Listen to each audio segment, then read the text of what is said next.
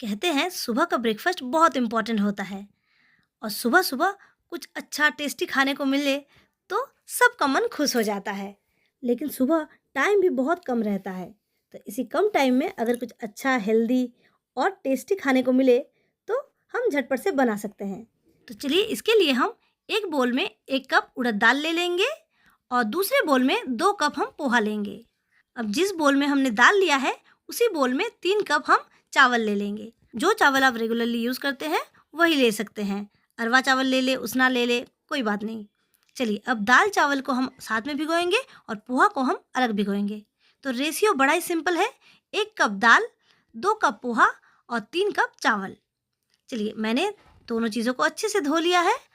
अब हम इसे 7 से 8 घंटा भीगने के लिए रख देंगे। आप चाहे तो पोहे को जब हम बैटर पीसेंगे उससे 1 घंटा पहले भी भिगो सकते हैं। मैंने साथ ही में भिगा दिया है।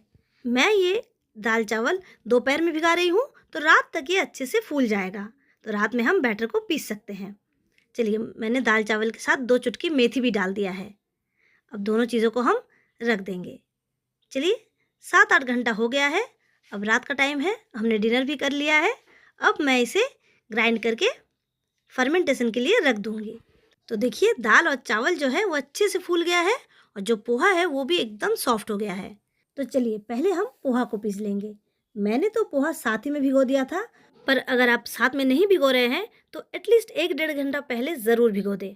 पोहा अच्छे से भीगेगा तो ये अच्छे से सॉफ्ट हो जाएगा, तब हमारा जो बैटर है वो एकदम स्मूथ निकलेगा। और हम आज बना रहे हैं सेट डोसा। तो सेट डोसा के लिए ना एकदम फाइन पेस्ट होना बहुत ज़रूरी है, तो वही सेट डोसा एकदम जालीदार बनेगा। देखिए हमारा जो पोहा है वो मैंने एकदम फाइन पीस लिया है। चलिए अब धीरे धीरे हम चावल और दाल को भी पीस लेंगे। ये सेट डोसा ना नॉर्मल डोसे से थोड़ा सा अलग होता है। ये थोड़ा सा मोटा बनता है और जालीदार होता है। यह आप बच्चों के टिफ़िन में भी डालेंगे ना तो वो एकदम सॉफ्ट रहता है और उन्हें खाने में भी बहुत अच्छा लगेगा। नॉर्मल डोसा उठने में एक झंझट होता है, तवे से उठना नहीं चाहता है, बहुत लोग नहीं बना पाते हैं। लेकिन सेट डोसा में ऐसा कोई झंझट नहीं है। आप आराम से किसी भी आयरन तवा में ये बना सकते हैं। नॉन स्टिक हो तो बहुत ही अच्छा है। चलिए अब हम बैटर को ना 5 से 7 मिनट अच्छे से फेंट लेंगे। बैटर को हाथ से फेंटना बहुत ही ज़रूरी है, करछी से ना फेंटे। हाथ में हमारे कुछ माइक्रोब्स होते हैं जो बैटर को फर्मेंट होने में मदद करते हैं। चलिए अब मैं इसे ओवरनाइट रख दूंगी और देखिए सुबह सुबह कितना फर्मेंट हो गया है, बैटर के बाहर निकल आया है। अभी वेदर थोड़ा सा ह्यूमिड है इसलिए और भी ज़्यादा फर्मेंट हो गया है। मैंने तो वैसे भी गैप रखा था, पर देखिए ये फूल के बाहर निकल आया है। बैटर जितना अच्छा फर्मेंट होगा ना, सेट डोसा उतना ही सॉफ्ट और फ्लफ़ी बनेगा। चलिए अभी मुझे जितना बैटर लगेगा मैं उठा लूँगी एक बोल में और बाकी का जो बैटर है ना उसे मैं फ्रिज में रख दूँगी। बाहर रखूँगी तो ये और भी ज़्यादा फर्मेंट होने लगेगा। चलिए मैं थोड़ा किचन को साफ़ कर लेती हूँ और बाकी बैटर को मैं फ्रिज में डाल देती हूँ। इडली डोसा का बैटर गर्मी में फर्मेंट होता है।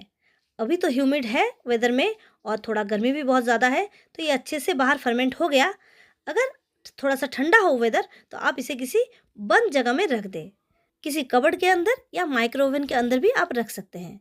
चलिए अब मैं इसमें स्वाद अनुसार नमक मिला दूंगी और हमारा जो बैटर का कंसिस्टेंसी है ना वो फ्लोइंग होना चाहिए, जैसे इडली का बैटर होता है उससे थोड़ा सा पतला।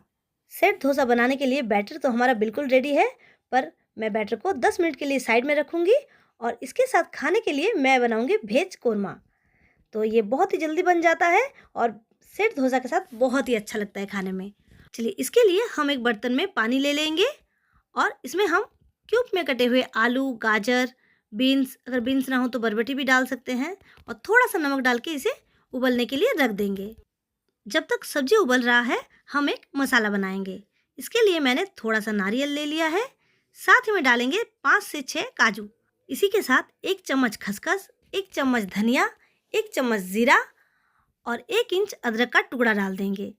साथ ही में मैं 2 कलियां लहसुन की डाल रही हूँ। अगर आप लहसुन नहीं डालना चाहते हैं तो स्किप कर सकते हैं। मैंने 1 हरी मिर्च और थोड़ा सा धनिया पत्ता भी डाल दिया है। आप तीखापन अपने हिसाब से एडजस्ट कर ले। चलिए सारी चीज़ों को मैंने एक फाइन पेस्ट बना लिया है। इधर हमारा जो सब्जी है वो भी कुक हो रहा है, तो हम गैस का फ्लेम मीडियम टू लो में रखेंगे और इसे उबलने देंगे। चलिए दूसरी तरफ हम कढ़ाई में वेज कोरमा का मसाला रेडी करेंगे। इसके लिए मैंने कढ़ाई में 2 से 3 चम्मच रिफाइंड ऑयल लिया है। आप चाहे तो घी में भी बना सकते हैं।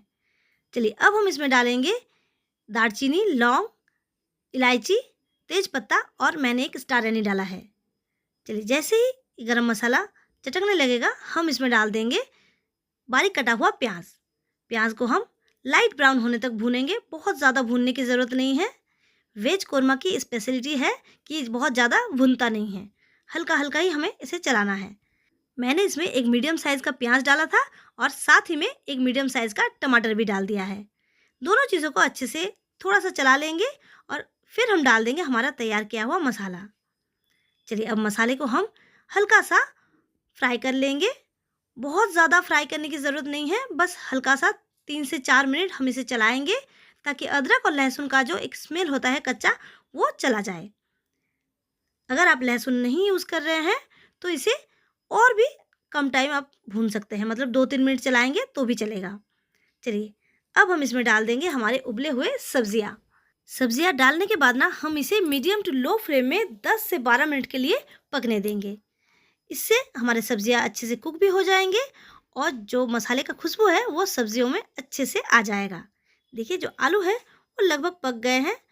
चलिए मैं इसे दूसरे गैस में लो फ्लेम में 10 मिनट के लिए रख दूंगी और इधर हम बनाएंगे सेट डोसा। सेट डोसा बहुत ही जल्दी जल्दी बन जाता है। चलिए मैंने एक नॉन स्टिक पैन ले लिया है और उसमें थोड़ा सा ऑयल डाल दिया है। बस अब इसमें हम डायरेक्टली जो बैटर है उसे डाल के हल्के हाथों से थोड़ा सा फैला देंगे। ज़्यादा पतला करने की ज़रूरत नहीं है। बस एक चीज़ का ध्यान रखें कि तवा बहुत ज़्यादा गर्म हो और गैस हाई फ्लेम में हो। अगर ठंडा होगा तो ये जो जो बबल्स है ना वो नहीं बनेगा। तो एक ही इसका कंडीशन है कि गैस को एकदम हाई फ्लेम में रखें और जब सारे बबल आ जाए तो गैस का फ्लेम मीडियम में कर देंगे और इसे 1 मिनट तक हम पकने देंगे। देखिए इधर जो हमारा वेज कोरमा है वो बिल्कुल रेडी हो गया है। इसे और पकाने की ज़रूरत नहीं है, ये थोड़ा सा इस तरह का ग्रेवी जैसा ही बनता है। चलिए अब हम लास्ट में इसमें आधा चम्मच घी ऐड करेंगे। घी से इसका खुशबू बहुत ही अच्छा होता है। आप चाहे तो पूरा रेसिपी घी में भी बना सकते हैं। मैं थोड़ा सा नमक टेस्ट कर रही हूँ। नमक मुझे ठीक लग रहा है तो मैं और नमक ऐड नहीं करूँगी। चलिए गैस का फ्लेम बंद कर देंगे। इधर हमारा जो सेट डोसा है वो भी बन के तैयार हो गया है। देखिए ऊपर में कोई कच्चापन नहीं है। आप चाहे तो इसे ऐसे ही उठा सकते हैं। मैं थोड़ी देर के लिए इसे फ्लिप कर देती हूँ, जस्ट 2 से 5 सेकंड के लिए, ताकि हल्का अगर कच्चा रहे तो सीख जाए। सेट डोसा उठाने के बाद आप डायरेक्ट बैटर दे सकते हैं। आपको फिर से ऑयल वगैरह देने की ज़रूरत नहीं है। अगर आयरन तवा में बना रहे हैं तो थोड़ा सा ऑयल दे दें। बस एक चीज़ का ध्यान रखें, गैस को हाई फ्लेम में रखना है। तवा जितना गर्म होगा जाली उतना ही ज़्यादा बनेगा। देखिए डालते के साथ ही एकदम जालीदार बन गया है, बबल्स बनना शुरू हो गया है और थोड़ा सा हम ऑयल ड्रिजल कर देंगे। जैसे ही सारे बबल बन जाए हम गैस का फ्लेम मीडियम टू लो में कर देंगे और इसे 1 मिनट के जितना हम सिकने देंगे। चलिए मैंने इस तरह से फ्लिप कर दिया है और 2 से 5 सेकंड रख के ही हम इसे उठा लेंगे। ये जो सेट डोसा है ना, ये आप बच्चों को टिफ़िन में भी दे सकते हैं। ऊपर में थोड़ा सा घी लगा के ऊपर से जैगरी पाउडर यानी गुड़ थोड़ा सा छिड़क दे या फिर पोड़ी मसाला छिड़क दे तो ये बहुत ही अच्छा लगता है खाने में। ये कितना सॉफ्ट बना है और कितना जालीदार है। सेट डोसा आप किसी भी चटनी के साथ खा सकते हैं या फिर वेज कोरमा के साथ, तो ये बहुत ही अच्छा लगता है। तो आप ये रेसिपी एक बार ज़रूर ट्राई करें।